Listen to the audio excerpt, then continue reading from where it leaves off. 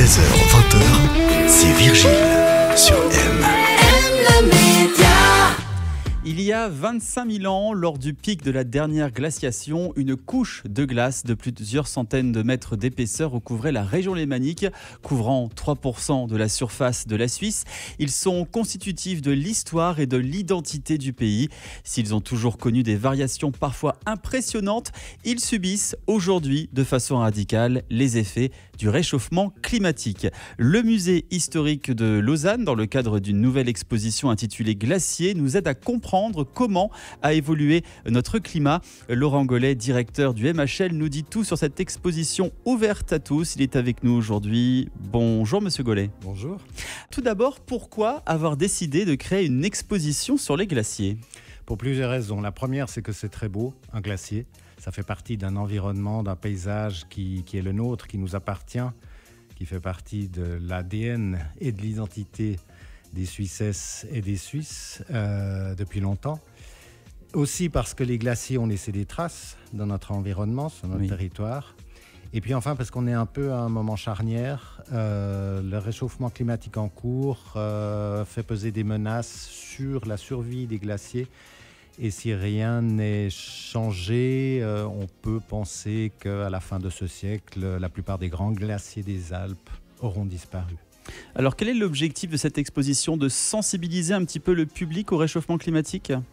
Alors, ce n'est pas une exposition militante, ce n'est pas une exposition sur le réchauffement climatique, mais c'est un des aspects, oui, et que si cet aspect-là peut interpeller les gens et leur faire prendre conscience qu'il y a un peu péril, on la demeure maintenant, et que cet environnement qu'on croyait éternel, c'est les neiges éternelles et les glaces éternelles, tout d'un coup risque de s'éteindre, de disparaître. On a du mal à y court croire. terme. Nos enfants, nos petits-enfants, peut-être qu'ils ne verront plus rien de ce que nous pouvons encore voir aujourd'hui.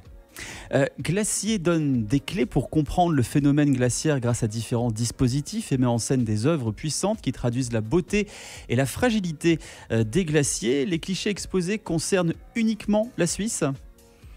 Ils ne concernent pas uniquement la Suisse, puisqu'on a une très belle peinture du 19e siècle d'un peintre français qui s'appelle Gabriel Lopé, qui montre un glacier dans la région de Chamonix, dans la région du Mont-Blanc.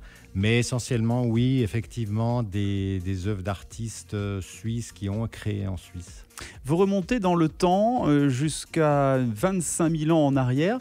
Ça a dû être un peu compliqué au niveau des recherches, au niveau des clichés ? Pour cette période-là, ça a été un peu problématique, effectivement. Pour autant, on a des vestiges, on a des objets, on a des témoins matériels de paléontologie, de géologie qui sont très anciens. Que vous arrivez à dater tout de même alors ? Et qui ont pu être datés par des scientifiques et qui nous ont été prêtés pour l'exposition. On a un fémur de mammouth laineux, par exemple, ou un crâne de marmotte.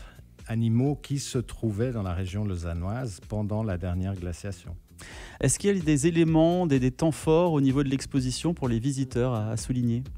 Alors les temps forts, on a construit une structure monumentale qui représente un glacier et qui permet en fait de comprendre les différentes parties du glacier. C'est une structure qui occupe pratiquement toute la première salle de l'exposition et ça c'est assez inédit. Mais par ailleurs, il y a d'autres choses magnifiques. Il y a des objets qui ont été retrouvés sur certains glaciers et pour lesquels des scientifiques ont fait des calculs de trajectoire, à savoir quand les alpinistes qui sont morts à ce moment-là les ont perdus, où les ont-ils perdus et quel a été le trajet, parfois jusqu'à 10 km, de ces objets et de ces corps sur le glacier. Combien de temps vous mettez pour créer une telle exposition au niveau des recherches, rassembler tous les documents, les informations ? Vous êtes déjà sur l'organisation de cette expo depuis quelques mois, je suppose ? Peut-être plusieurs années ? Un temps court, ce serait 12 mois, une année. Mais c'est relativement limité. Il faudrait plutôt compter 18 ou 24 mois, oui. Ouais. Qu'est-ce que vous avez à dire à toutes celles et ceux qui hésiteraient encore à se déplacer jusqu'au musée historique de Lausanne ? Venez voir ce qui est la première exposition sur les glaciers qui était faite en Suisse romande. Donc ça, c'est déjà un bon motif. Venez voir des œuvres que vous ne reverrez pas de sitôt, des objets incroyables. Venez vivre une expérience immersive dans le monde des glaciers. On rappelle que la Suisse abrite le plus grand nombre de glaciers de tous les pays d'Europe. D'ailleurs, on a vu disparaître 4% du volume total des glaciers en 2023.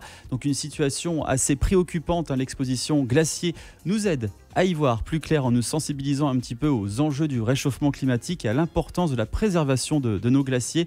Rendez-vous donc au musée historique de Lausanne jusqu'au 29 septembre pour cette exposition. Merci Laurent Gollet, directeur du MHL, d'avoir été avec nous, nous avoir apporté un petit peu de fraîcheur et on se dit à très bientôt sur M. Merci à vous. M Média.